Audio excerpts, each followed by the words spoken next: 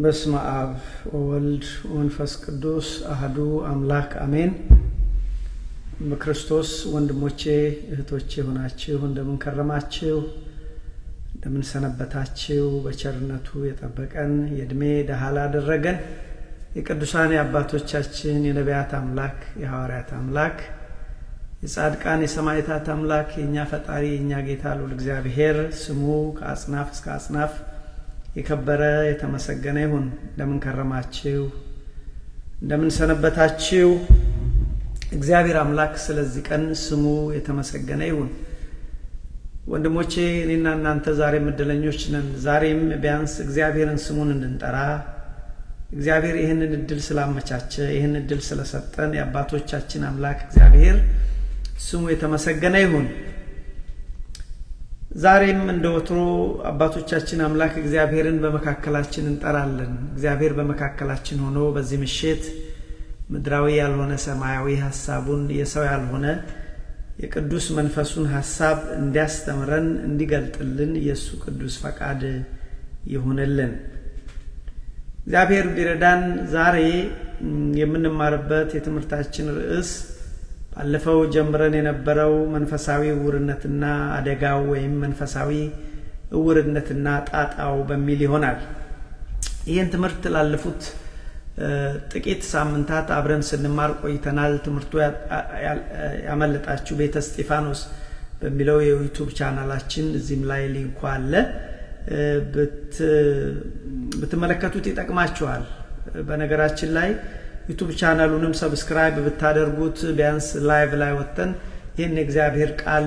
ለወንድሞች ለእህቶች ለማካፈል ይረዳናል። እዛ ብትተባበሩን በእግዚአብሔር ስም እንጠይቃለን። አሁን በቀጥታ ወደ ትምህርቱ ነው የምንሄደው። ትምህርቱ ባለፈው ጀምረን የነበረው እንግዲህ እንዳልኳችሁ መንፈሳዊ ዕውርነትና ጣጣው በሚል ነበር።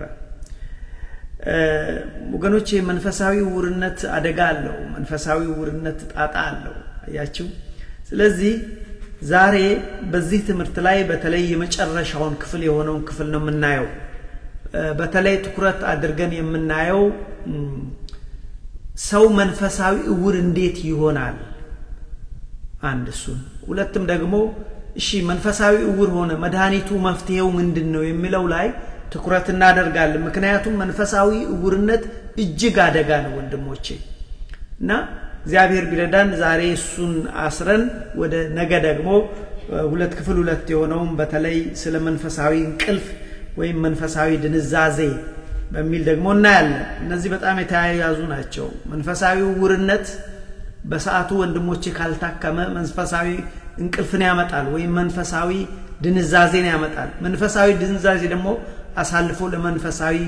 ሞት አሳልፎ ይሰጠናል። ይሄ ማለት ደግሞ ሁለተኛ ሞት ማለት ነው፣ ሲኦል ማለት ነው። ስለዚህ እሱን ነው የምናየው። ባለፈው ከኔ ጋር የነበራችሁ በዚህ ትምህርት ውስጥ ያየነው ምን ነበር?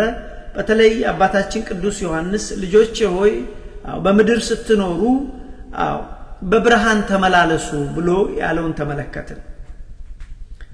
እግዚአብሔር ጋር ህብረት አለን ካልን፣ እኛ የእግዚአብሔር ልጆች ነን ካልን፣ እኛ ክርስቲያን የእግዚአብሔር ቤተሰቦች ነን ካልን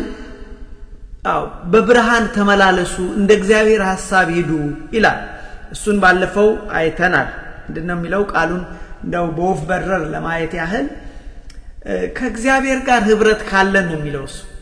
አዎ ከእግዚአብሔር ጋር ህብረት አለን ይያልን በጭለማ የምንመላለስ ሰዎች ከሆነን በእውኑ ውሸተኞች ነን ሐሰተኞች ነን ነው የሚለው ቅዱስ ዮሐንስ እግዚአብሔር ብርሃን ነው ይገርም ነው ይላችሁ እግዚአብሔር ብርሃን ነው ጨለማም በእርሱ ዘንድ ከቶም የለም በብርሃን ብንመላለስ እያንዳንዳችን ከርሱ ጋር ህብረት አለን አያችሁ ወንድሞቼ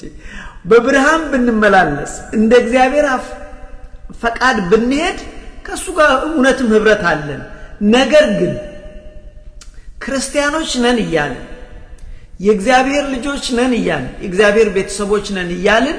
ከእግዚአብሔር ጋር ህብረት አለን ይያልን በጭለማ የምንመላለስ ከሆነን ውሸተኞች ነን ልክ ውሸተኛ ነቢያት እንዳሉ ውሸተኛ መምራን አስተማሪዎች እንዳሉ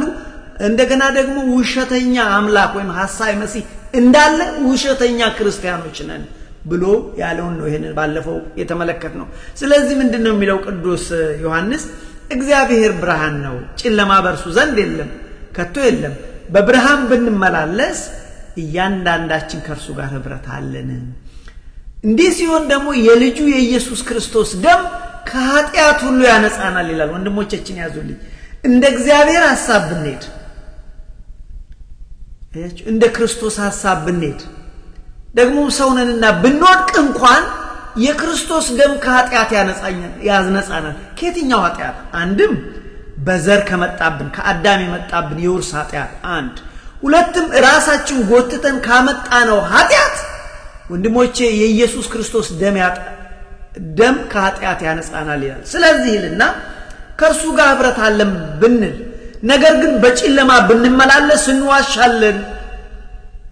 አዎ እውነትንም አናደርግም ነገር ግን እርሱ ብርሃን እንደሆነ ወይም እንዳለ በብርሃን ብንመላለስ ግን እያንዳንዳችን ከርሱ ጋር ህብረት አለን ከክርስቶስ ጋር ህብረት አለን የልጁ የኢየሱስ ክርስቶስ ደም ደግሞ ከኃጢአት ያነጻናል ብሎ አለ እኔ አላነበውም አሁን እንዳልኳችሁ ይሄ ባለፈው ሳምንት የተማርነው ነው ወንድሞቼ ቤተ እስጢፋኖስ በሚለው ብትገቡ ብታዩት ደስ ይለኛል ብትችሉ ይሄ ቃል በዩቲዩብ ላይቭ መግባት እንዲችል ሰብስክራይብ ብታደርጉት በእግዚአብሔር ፍቅር ለምናችኋለሁ በተለይ እግዚአብሔርን እናገለግልበታለንና ብትረዱን ደስ ይለኛል ስለዚህ ይሄ ቃል የሚገኘው አንደኛ ዮሐንስ ምዕራፍ 1 ከቁጥር 5 እስከ 10 ላይ ነው እንግዲህ ቅዱስ ዮሐንስ ምንድነው ያለ በአጠቃላይ ነው ቀለል አድርገን በብርሃን ተመላለሱ ክርስቲያኖች ናችሁ ከእግዚአብሔር ተወልዳችኋል አይደል በቃ በብርሃን ተመላለሱ ከሱ ጋር ህብረት አለን ካላችሁ የእግዚአብሔር ልጆች ነን ካላችሁ የሱ ቤተሰቦች ነን ካላችሁ በብርሃን ተመላለሱ በዛን ጊዜ የልጁ የኢየሱስ ክርስቶስ ደም ከኃጢአት ሁሉ ያነጻናል በአጠቃላይ ምን ማለት ነው ብለን ስናይ የተወሰኑ ነጥቦችን አይን አንደኛ እግዚአብሔር ብርሃን ከሆነ በሱ ዘንድ ጨለማ የለም እኛ ደግሞ የእግዚአብሔር ልጆች ከሆነን በብርሃን መመላለስ አለን ነው አንደኛው ሁለተኛው ከሱ ጋር ህብረት አለን ከኢየሱስ ክርስቶስ የሱ አካል ነን ካለ ምክንያቱም ወንድሞቼ ስጋዬን የበላ ደሜን የጠጣ እኔ ከርሱ ጋር አለው እርሱ ከኔ ጋር ይኖራል እኛ ከመንፈስ ቅዱስ ተወልደናል ካልን ከሱ ጋር ህብረት አለን ማለት ህብረት ካለን ደግሞ በሱ ዘንድ ጨለማ ስለሌለ እኛም ደግሞ በብርሃን ልንመላለስ ይገባል በዛን ጊዜ የልጁ የኢየሱስ ክርስቶስ ደም ከኃጢአት ሁሉ ያነጻናል ነገር ግን የእግዚአብሔር ልጆች ነን ብለን በውሸት ብንመላለስ ግን ሐሰተኛ ክርስቲያኖች ነን ነው የሚለው ይሄ ማለት ምን ማለት ነው ይሄ ነው እንግዲህ መንፈሳዊ ዕውርነት የእግዚአብሔር ልጆች ነን ብለን በብርሃን እየተመላለስን ነን ብለን በጨለማ የምንሄድ ከሆነ መንፈሳዊ ዕውርነት ነው መንፈሳዊ ዕውርነት ወንድሞቼ አደጋል ዛሬ ርዕሳችን እሱ ነው መንፈሳዊ ዕውርነትና ጣጣው ብለን ላለፉት ጥቂት ሳምንታት በዚህ ደስ ላይ ቆይተናል መንፈሳዊ ዕውርነት አደጋ ምንድነው መንፈሳዊ ዕውርነት ወገኖቼ መንፈሳዊ ዕውርነት ማለት የእግዚአብሔርን እውነት የወንጌልን እውነት መረዳት አለመቻል ወይም መረዳት አለመፈለግ መንፈሳዊ ውርነት ነው መንፈሳዊ ውርነት ስለዚህ ወገኖቼ እንዲህ አይነቱ ህይወት መንፈሳዊ እውር ይባላል ስለዚህ ቅዱስ ጳውሎስ ማን ነው ቅዱስ ዮሐንስ ምንድነው ያለው ልጆቼ ባካችሁ በብርሃን ተመላለሱ አዎ በብርሃን ተመላለሱ አለ ለመሆኑ በብርሃን መመላለስ ምን ማለት ነው ወንድሞቼ በብርሃን መመላለስ ብርሃን በመጀመሪያ ብርሃን ማለት እኮ ኢየሱስ ክርስቶስ ነው እሱ እኮ የዓለም ብርሃን ይባላል አይደል ስለዚህ በክርስቶስ ተመላለሱ ያው እንደውም ክርስቶስን ልበሱት እኮ ነው የሚለው ቅዱስ ጳውሎስ ስለዚህ በብርሃን ተመላለሱ ምን ማለት ነው በብርሃን ተመላለሱ በክርስቶስ መንገድ ሂዱ የክርስቶስ መንገድ ምንድነው ወንድሞቼ የክርስቶስ መንገድ ፍቅር ነው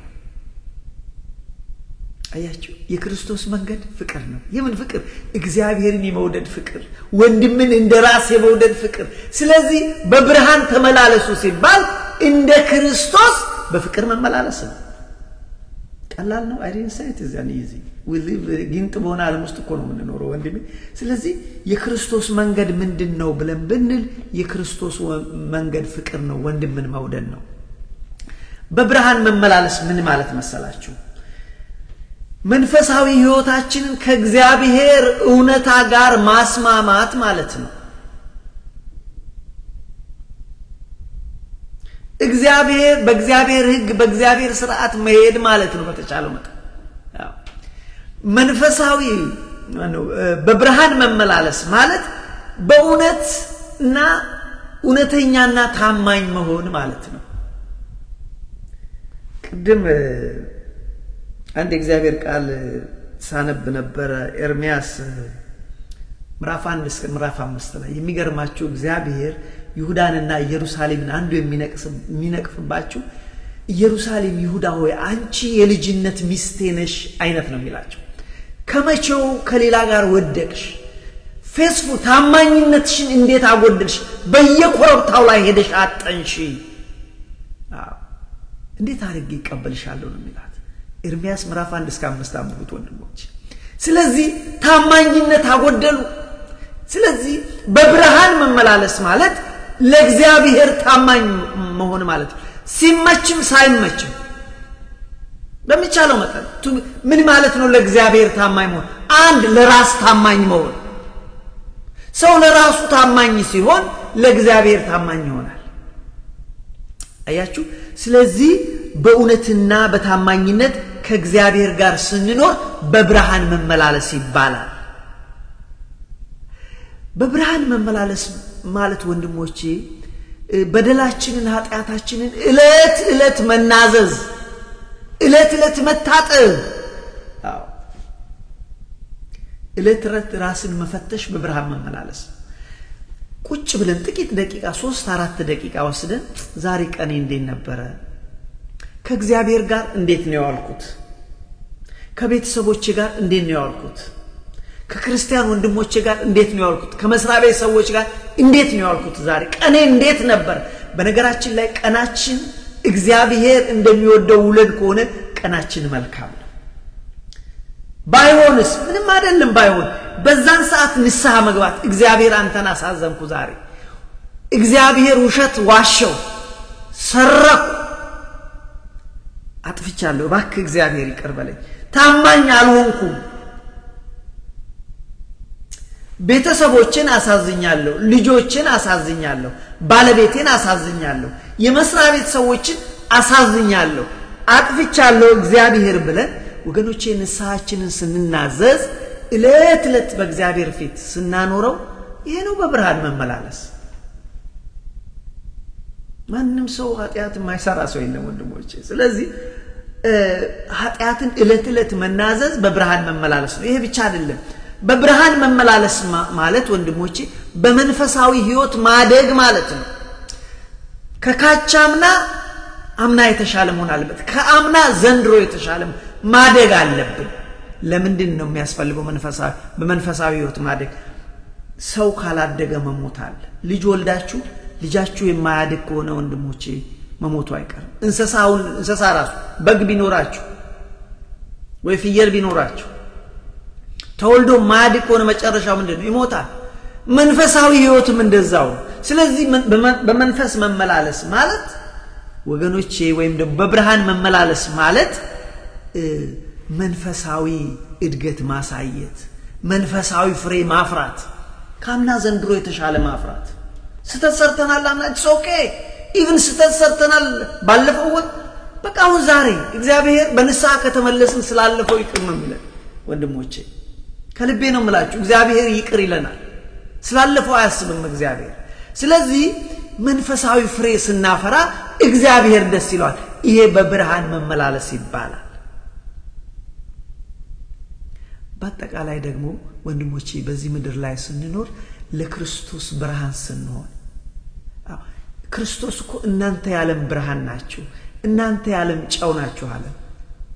እንዴት ነው ብርሃን ምን ልንሆን የምንችለው ለምሳሌ ይሄንን የእግዚአብሔር ቃል እንኳን ለሌሎች በማካፈል የራሳችንን ድርሻ ስንወጣ ለዓለሙ እኮ ያበራን ነው ብርሃን ሆነን እኮ ለዚህ እኮ ነው እንኳን እባካችሁ እስቲ ሰብስክራይብ አድርጉ ምናልባት ላይቭ ዩቲዩብ ላይቭ ላይ መውጣት እንድችል በየስላችሁ ሌላ ጥቅም ተፈልጎ አይደለም እግዚአብሔር ይመስገን ያለን ይበቃናል ኑሯችን መልካም ነው እውነቴን ነው ከልቤ ነው የምላችሁ ግን ይሄንን የእግዚአብሔርን ቃል ወደ ዩቲዩብ መውሰድ እንድንችል ሰብስክራይብ ብታደርጉ ደስ ይለናል እናንተም ትባረካላችሁ ብርሃን ሆናችሁ ማለት ነው ለላኮ ማለት አይደል ብርሃን ሆናችሁ አለበለዚያ እኔ ራሴ አሁን በዚህ በጨለማ ምን አስቀመጠኝ እዚህ ጋር ያላማ ጉዳይ እኮ ነው ወንድሞቼ ስለዚህ በብርሃን መመላለስ ያ ነው በጨለማስ በተቃራኒ በጨለማ መመላለስ ምንድነው በጨለማ መመላለስ ማለት ከእግዚአብሔር ዓላማና ከእግዚአብሔር ሐሳብ በስተግራ መሄድ እንደ እግዚአብሔር ዓላማ እንደ እግዚአብሔር ሐሳብ አለመሄድ ወንድሞቼ በጨለማ መሄድ ነው ከክርስቶስ መንገድ ውጪ የክርስቶስ መንገድ ምንድነው የክርስቶስ መንገድ ፍቅር ነው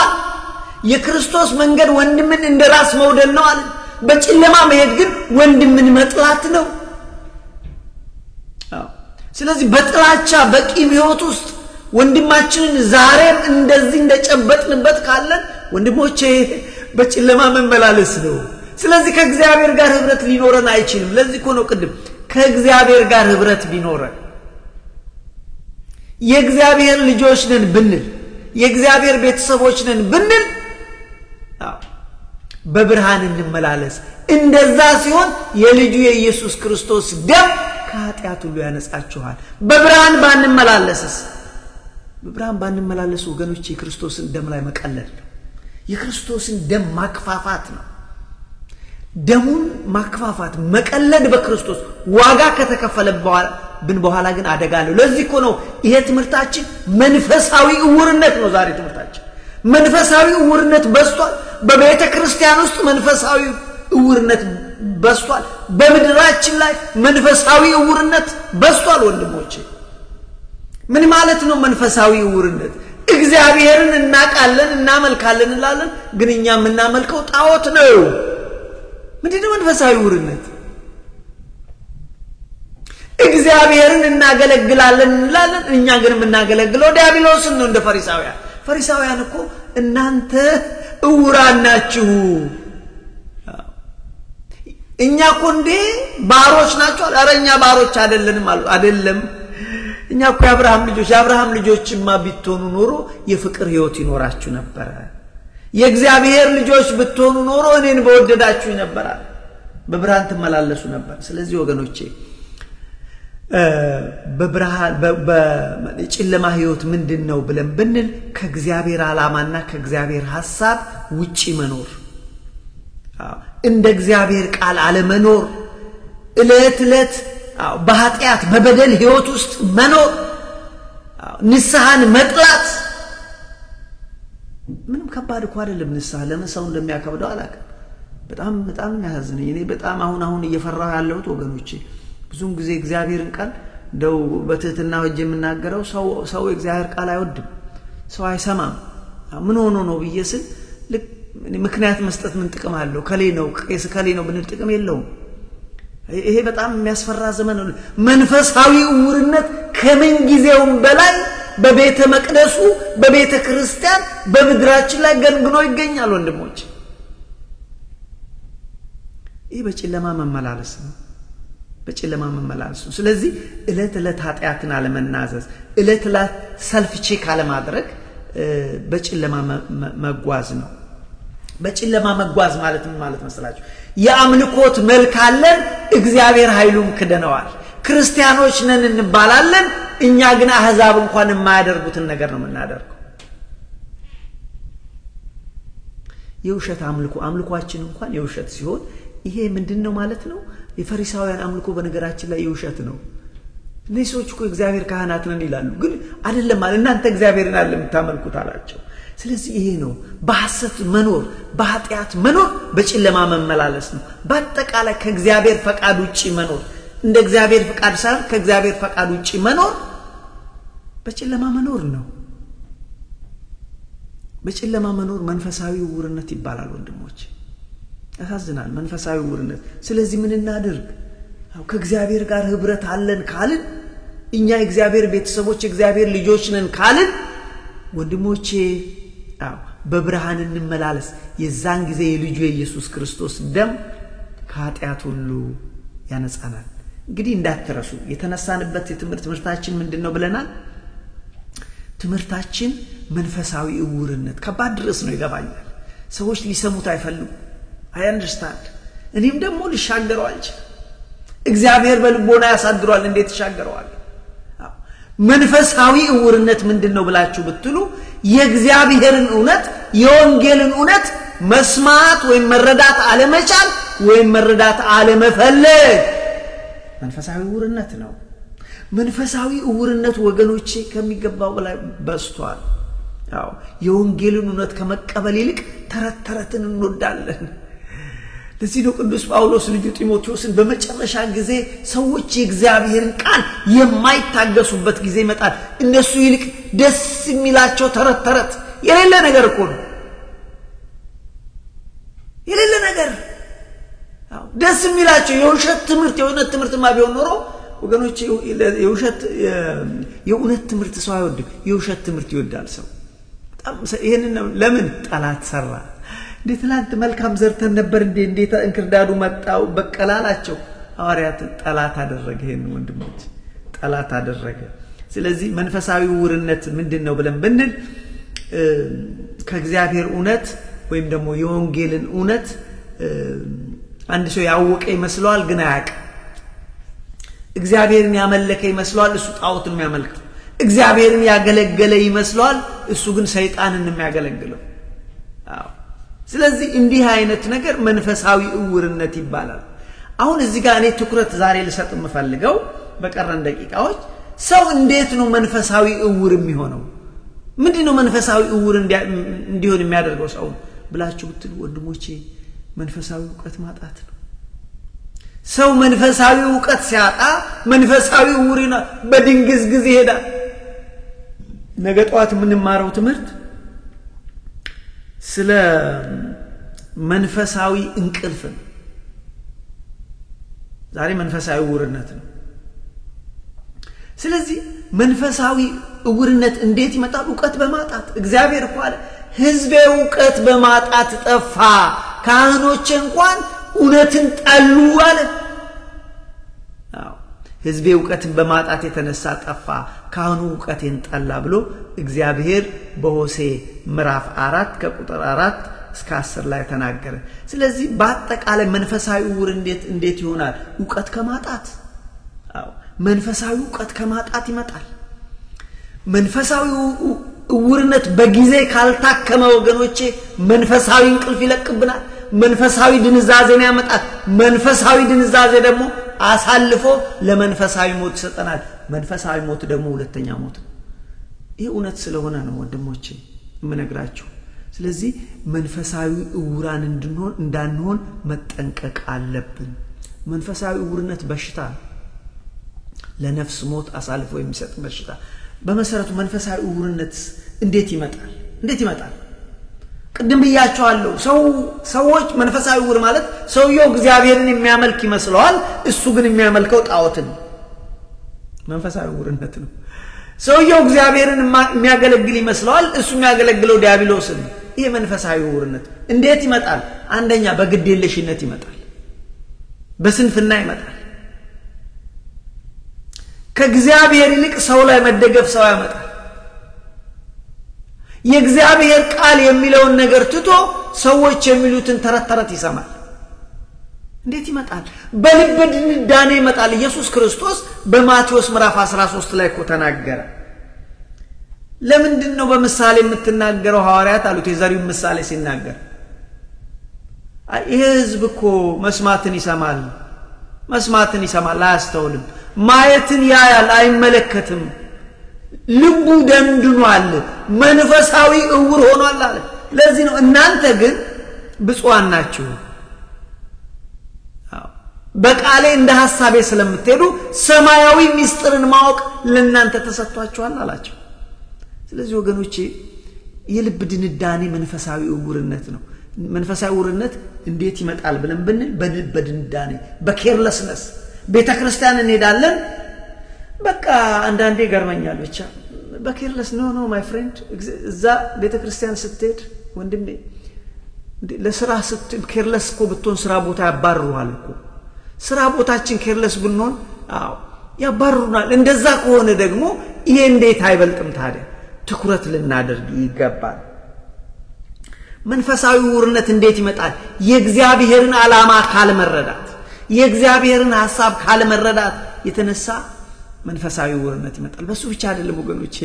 መንፈሳዊ ውርነት በጠላት ስራና በጠላት ሴራ ይመጣል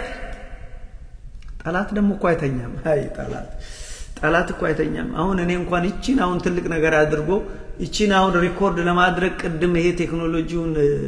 እንዴት እንደተቸገርኩኝና እግዚአብሔር ነው የምናውቀው እና ፕሮግራሙ እቺ እንኳን እንዳትተላለፍ ጠላት አይተኛም ስለዚህ ወገኖቼ ምንድነው ነጥቤ መንፈሳዊ እውርነት እንዴት ይመጣል ብለን ብንል የእግዚአብሔርን ሐሳብ ካለመረዳት እግዚአብሔር ለኛ ያለውን ዓላማ እግዚአብሔር ለኛ ያለውን እቅድ ካለመረዳት የተነሳ መንፈሳዊ እውርነት ይመጣል አያችሁ በጠላት ሴራ ጠላት ሰይጣን ነው በሰይጣን ሴራና ስራ ይመጣል አያችሁ ይመጣል እዚህ ኮኖ በዛ በማቴዎስ ምዕራፍ 13 ከቁጥር 24 ላይ ጌታ ሆይ ስንዴ ዘርተን አልነበረም ወይ መልካም ዘርተን አልነበረም ወይ እንክርዳድ እንዴት በቀላሉ ሐዋርያት ጠላት ይሄንን አደረገ ዛሬ ጠላት ያደርጋል ጠላት በገዛ ወንድሞቻችን አድሮ ያደርጋል ይሄንን ማኑ በጠንቀቅ ያስፈልጋል ቼክ ማድረግ ያስፈልጋል ሁሉን መስማት ግን ማጣራት ጠላት በቤተሰብ ላይ አድሮ ያደርጋል ጠላት ማምጫ መንገዱ ብዙ ነው ስለዚህ አንዱ ይሄ ነው ሌላው መንፈሳዊ ውርነት እንዴት ይመጣል በውሸተኛ ነቢያት በውሸተኛ አስተማሪዎች በውሸተኛ አገልጋዮች ምድሪቷ ወገኔ በደንብ አድርገህ ስማኝ ሁሉን ስማ ምነው ጋርቤጅ ዜና ብለህ ሁሉን ጋርቤጅ ተሰማልም ሁሉን ስማ ግን አጣራ አሁን እዚህ ጋር የተነገረውን ቃል ሰማ አይደል አጣራው ትቀልጣለህ መቅለጣለህ እህቴ ትቀልጫለሽ መቅለጣለህ እንዳንቀልጥ ለምን ምድራችን በውሸተኛ አስተማሪዎች በውሸተኛ ነቢያት ተሞልታለች በውሸተኛ ሐዋርያት ተሞልታለች በውሸተኛ ክርስቲያኖች ተሞልታለች እነዚህ ሰዎች ደግሞ ክብራቸው ነው ይሆናል ውሸትን ሲያወሩ ግድ የላቸው ከኪሳቸው አውጥተው ተረተረቱን ሲያወሩ ከኪሳቸው አውጥተው ውሸቱን ሲያወሩ ግድ የላቸው ለምን እነሱ ዓላማቸው ሌላ ነው ግን ይገርማቸዋል ሁላችን የዘራነውን አንድ ቀን እናጭዳለን የዘራነውን አልኳችሁ አንድ ቀን እናጭዳለን ሰሞኑን ከልጆቼ ጋር ሳወራ ነበር አንድ ነገር ልንገራችሁ በዚህ በራእይ ዮሐንስ ስለ መጽሐፍ ይናገራል መጽሐፍ አየው ሌላ መጽሐፍም ተከፈተ ይሄኛው የሕይወት መጽሐፍ ነው ይላል ሁለት መጽሐፍቶች አሉ ልብ አድርጉ በሰማይ ሁለት መጽሐፍቶች አሉ አንደኛው የሥራ መጽሐፍ የሰራነው ሥራ የሚጻፍበት መልካምም ይሁን መጥፎ የሰራንበት የሚጻፍበት መጽሐፍ አለ የሥራ መጽሐፍ ይባላል የምግባር መጽሐፍ ይባላል በመድር ላይ የሰራነው ነገር ይገርማችኋል ይቀርባል ክርስቶስ ፊት ይቀርባል ይነበባል አንድ ቀን እንደዚህ መልአኩ ልክ ዲያቆን ሁለተኛው ዲያቆን ማን ነው ዲያቆኑ ለቄሱ እንደዚህ ወንጌሉን እንደሚይዘው የኛ መጽሐፍ ይከፈታል አንድ ቀን የሰራነው ይደረደራል መልካም ሰርተን ከሆነ ካልሆነ ግን አደራ ያሳፍራል የዛን ቀን እንዳይሆን ዛሬ እንጠንቀቅ ወገኖቼ እንዳናፍር ነገር ሁለተኛው መጽሐፍ የሕይወት መጽሐፍ ነው በዛ ላይ በሕይወት መጽሐፍ ላይ የተጻፉ ሰዎች ብቻ ወደ እግዚአብሔር መንግስት ይገባሉ ስሙ በሕይወት መጽሐፍ ላይ ያልተጻፈ ሁሉ ወደ እሳት ባህር ተጣለ ነው የሚለው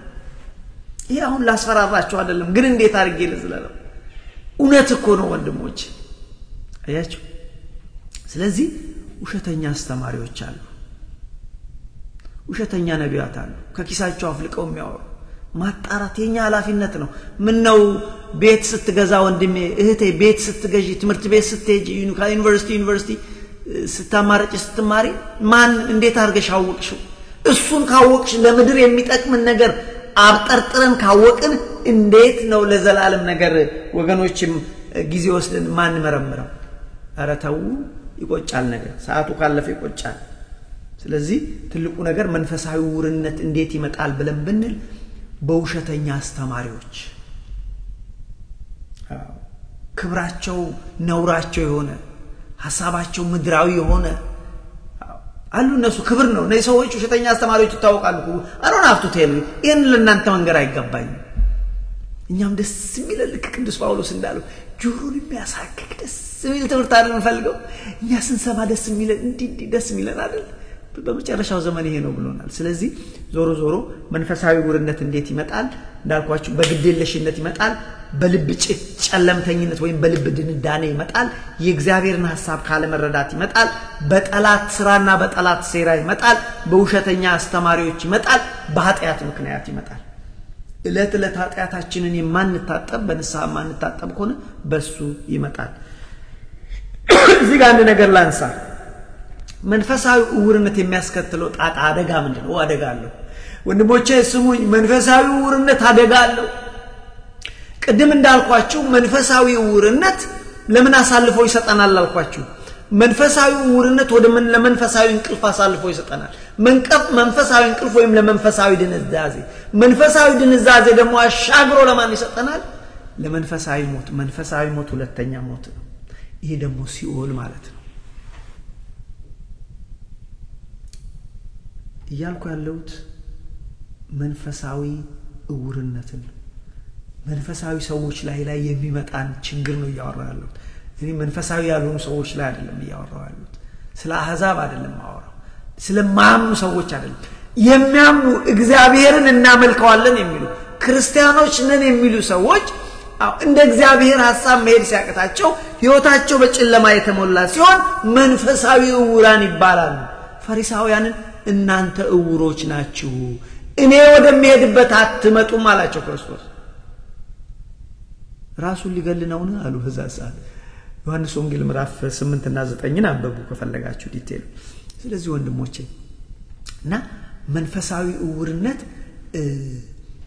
ለአደጋ ሰው ይዳርጋል ለሲኦል ሰው ይዳርጋል መጠንቀቅ አስፈላጊ ነው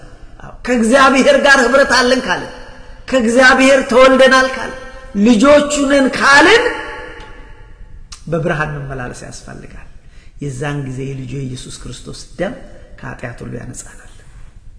ስለዚህ መንፈሳዊ ዕውርነት ጣጣ አደጋ አለው አንደኛ የእግዚአብሔር ቁጣ እንዲገለጥብን ያደርጋል ሮሜ ምዕራፍ 1 ቁጥር 18 እስከ 23 ድረስ አንብቡ እግዚአብሔርን እንደ እግዚአብሔርነቱ ስላላወቁት እኮ ነው የሚለው መንፈሳዊ ነን ሲሉ እግዚአብሔርን እንደ እግዚአብሔርነቱ ስላላወቁት ለማይሆን መንፈስ አሳልፎ ሰጣቸው ኦያ እግዚአብሔር ታጋሽ ነው እግዚአብሔር ይታገሳል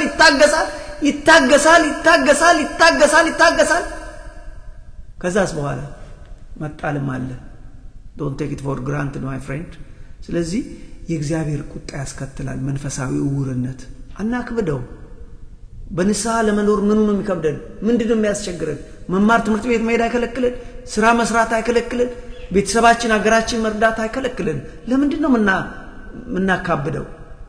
እሱ የሚከለክለው ኃጢአትን ብቻ ነው በቃ እሱም ስላለፈው ከተናዘዝን እግዚአብሔር ስላለፈው ትዝም አይለው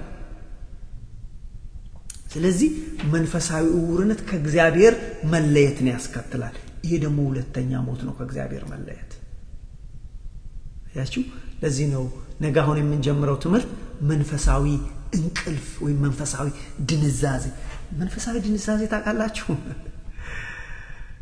መንፈሳዊ ድንዛዜ አደጋ ነው ገዴ በቃ ድንዙ ሰው ታውቃላችሁ በቃ ሁሌ የሚያንቀላፋ ሰው እንዲሁ መንፈሳዊን ትታችሁ ይሄ ሰው ደንዛዛ ነው ይሄ ሰው እንቅልፋም ነው የምትሉት ሰው ምን አይነት ሰው ነው ከዝም ብሎ በሄደበት የሚተኛ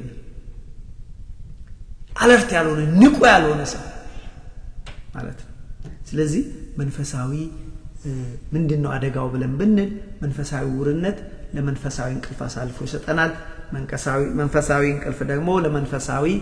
ሞት አሳልፎ ይሰጠናል መድኃኒቱ ምንድነው መድኃኒቱን እንነጋገርና እስቲ ልሰራው ነው ምንድነው በመንፈሳዊ ህይወት አንድ ሰው በመንፈሳዊ ውርነት ሰው ከተጠቃ ምንድነው መድኃኒት መፍትሄው ምንድነው ወንድሞች መንፈሳዊ ውርነት መድኃኒቱ ምንድነው ብላችሁ ብትሉ መንፈሳዊ ዕውቀት ነው የእግዚአብሔርን ቃል መማር ነው የእግዚአብሔርን ሐሳብ መረዳት ነው የእግዚአብሔርን ዓላማ መረዳት ነው እግዚአብሔር በምድር ላይ ለምን ዓላማ እንዳስቀመጠን መረዳት ነው እግዚአብሔር ዝም ብሎ አላመጣንም ወንድሞች በዓላማ አስቀመጠን ስለዚህ ለዛ ዓላማ መኖር ነው መንፈሳዊ ዕውቀት መድኃኒቱ ነው አያችሁ መንፈሳዊ ዕውቀትን ደግሞ ለማግኘት ፍላጎት ይጠይቃል የልብ መከፈት ይጠይቃል እግዚአብሔር በቤታችን በህይወታችን በልባችን የሚገባው የከፈትንለት ያህል ነው በጠባቡ ከከፈትንለት በጠባቡ ነው በቃ ከዘጋ ነው አይገባ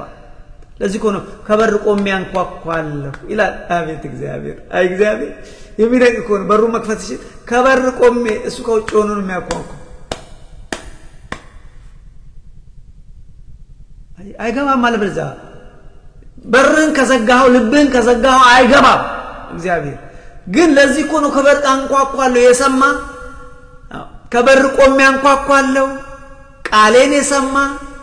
በሩን የከፈተልኝ ወደ ቤቱ እገባለሁ ከሱ ጋር ራት እበላለሁ እሱ የኔ ይሆናል እስከሱ ጋር ህብረት አለኝ ይላል እግዚአብሔር ስለዚህ ወገኖቼ መድኃኒቱ እንግዲህ እንዳልኳችሁ መንፈሳዊ ዕውቀት በጣም አስፈላጊ ነው ለዚህ ነው እግዚአብሔር ግን ህዝቤ ዕውቀት በማጣት ጠፋ ይላል ካህናቶችም ዕውቀትን ጠሉ አያስደነግጥም በተለይ ካህኑ ነው ዕውቀት ከጠላ አገልጋይ ከሆነ ዕውቀት ከጠላ ማለት ነው እኛ ሁሉ ጊዜ ተምረናል እኛ አሁን እኛ አገልጋዮች ምን እንላለን በቃ እኛ ማስተማር እንጂ እኛ እንኳን እንማር እስሮንግ እግዚአብሔር በየቀኑ ያስተምራል ወንድሞች እግዚአብሔር እለት አዲስ ነው ያስተምረናል ትምህርት አያልቅ መንፈሳዊ ትምህርትማ ባህር ነው በቃ ባህር ውቅያኖስን አይታችኋል አይደል በቃ ውቅያኖስ ቀኑን ያው ኢትዮጵያ ስንሄድ ቀኑ ሙሉ እንሄዳለን አያልቅም አቤት መንፈሳዊ ዕውቀት እንደዛ ነው አያልቅ እኛ አገልጋዮች ግን ብዙ ጊዜ በቃ እኛ ተምረናል እኛ አብነት ትምህርት የተመረቀን እኛ ከቴዎሎጂ የተጨረስን እንላለን ይሄ ካለማወቅ እግዚአብሔር ይገርማቸዋል በዚህ በአንድ ርዕስ እንኳን ነገ እንኳን ይሄንን ተመልሽ ይሄን ትምህርት ብንል አዲስ እንደገና ያስተምረናል ስለዚህ ለመንፈሳዊ ውርነት መድኃኒቱ መንፈሳዊ ዕውቀት ነውና የወንጌልን እውነት ማወቅ የወንጌልን ዕውቀት ማወቅ ማያዝ ገንዘብ ማድረግ ወንጌል አጥቷቻ በወንጌል መኖር ወደ እውነተኛው ወደ ክርስቶስ ዞር ማለት መንፈሳዊ ዕውርነት መድኃኒቱ ወደ ብርሃኑ ዞር ማለት ብርሃኑ ማን ነው አምላካችን መድኃኒታችን ኢየሱስ ክርስቶስ ወደ እውነተኛ ብርሃን ወደ ክርስቶስን ማያዝ እኔ እውነተኛ ብርሃን ነኝ ይላል አያችሁ በእውነት የሚከተለኝ ቢኖር የሚለው በእውነት ለዚህ ነው በእውነት እንድንከተለው እግዚአብሔር ይፈልጋል በእውነት የሚከተለኝ ቢኖር የሕይወት ብርሃን ይሆንለታል ይላል ዮሐንስ ምዕራፍ 8 ቁጥር 12 ላይ አያችሁ ሌላ መንፈሳዊ ዕውርነት መድኃኒቱ ምንድነው ብለን ብንል ጸሎት መድኃኒት ነው እግዚአብሔር ሆይ እባክህ እርዳኝ አምላኬ ሆይ እባክህ እርዳኝ እኔ እፈልግሃለሁ እባክህ እኔ ሸክልህን እንደገና ስራ ያንተ መሆን እፈልጋለሁ እግዚአብሔር ባለፈው ለራሴ ኖርያለሁ ይበቃል ዛሬ ላንተ ልኖር ብለን ስንጸልይ እግዚአብሔር ይቀይረናል እግዚአብሔር ይሰራናል ወንድሞቼ ስለዚህ ዛሬ በአጠቃላይ እንግዲህ አሁን የተማርነው ባለፉት ግዚያት በአጠቃላይ የተማርነው ስለ መንፈሳዊ ዕውርነት ነው መንፈሳዊ ዕውርነት ወገኖች የሰዎች ልክ እንደንትን ነው ውሃ ጎርፍ ታቃላችሁ ጎርፍ እኮ ሲገባ አይታወቅም ቀስ ብሎ ይገባ ምን የሚወስድ ውሃም ሲወስድ እንዲያሳሳቀ መንፈሳዊ ዕውርነትም እንደዛ መንፈሳዊ ሰውነን እንላለን ግን እኛ ሳንሆን ስንቀር ያ መንፈሳዊ ዕውርነት ነው ምን እናደርግ አበዙ የተማርነው መንፈሳዊ ዕውርነት ምንድነው አለን መንፈሳዊ ዕውርነት እንዴት ይመጣል ብለን ተማርን መንፈሳዊ ዕውርነት መንፈሳዊ ዕውቀት ከማጣት ይመጣል መፍትሄው ምንድነው ብለናል መንፈሳዊ ዕውቀትን መማር ዕውቀትን መያዝ ወደ ባለቤት ወደ ብርሃኑ ዞር ማለት ብርሃኑ ክርስቶስ ነው አለን ምን እናደርግ ወገኖች ቀኑ ሳይመሽ ራሳችንን እንመርምር ራሳችንን እናስተካክል አያችሁ እናስተካክል በንስሐ ወደ እግዚአብሔር እንመለስ ሌላው የእግዚአብሔርን ሐሳብና ዓላማ እንረዳ እግዚአብሔር ለምንድነው ወደ ብርሃን ወደዚህ ምድር ያመጣኝ ምንድነው ዓላማው ምን እንዳረግ ፈልጎ ነው ብለን ይህን መረዳ ከሁሉ የበለጠ ወደ ብርሃኑ ወደ ክርስቶስ ዞር ማለት ወደ እግዚአብሔር ዞር ባልን ሰዓት ወንድሞቼ በብርሃን እንመላለሳለን የዛን ጊዜ የልጁ ኢየሱስ ክርስቶስ ደም ከኃጢአት ያነጻናል እኛም ከእግዚአብሔር ጋር ህብረት ይኖረናል ማለት ነው እንግዲህ ደስ የሚለው ነገር ለኔና ለናንተ ዛሬም አልመሽም ከልቤ ላችኋለሁ ለኔና ለናንተ ዛሬም አልመሽም በንስሐ ወደ እግዚአብሔር ከተመለስን አልመሽም እግዚአብሔር አቅፎ ነው የሚቀበለን ስለዚህ እንደዚህ ነው ወንድሞቼ እንግዲህ ያስተማረን የመከረን የአባቶቻችን አምላክ እግዚአብሔር ስሙ ከአጽናፍ እስከ አጽናፍ የከበረ የተመሰገነ ይሁን ተማርነው እንዳልኳችሁ ስለ መንፈሳዊ ዕውርነት ነው መንፈሳዊ ዕውርነት ማለት የእግዚአብሔርን እውነት የክርስቶስን እውነት መቀበል አለመቻል ወይም መቀበል አለመፈለግ መንፈሳዊ ዕውርነት ነው ወይም ደግሞ እግዚአብሔርን አመልካለሁ ይላል አንድ ሰው እሱ ጣዖት ካመለከ መንፈሳዊ ዕውርነት ነው ወይም እግዚአብሔርን አገለግላለሁ ይላል እሱ ሰይጣንን የሚያገለግል ከሆነ ይሄ መንፈሳዊ ዕውርነት ነው ብለን ይሄንን የተማርነው እግዚአብሔር አምላክ ስለነበረን ሰዓት ሁሉ የተመሰገነ ይሁን ሰላም እግዚአብሔር ይብዛላችሁ ሰላም ሁኑ አሜን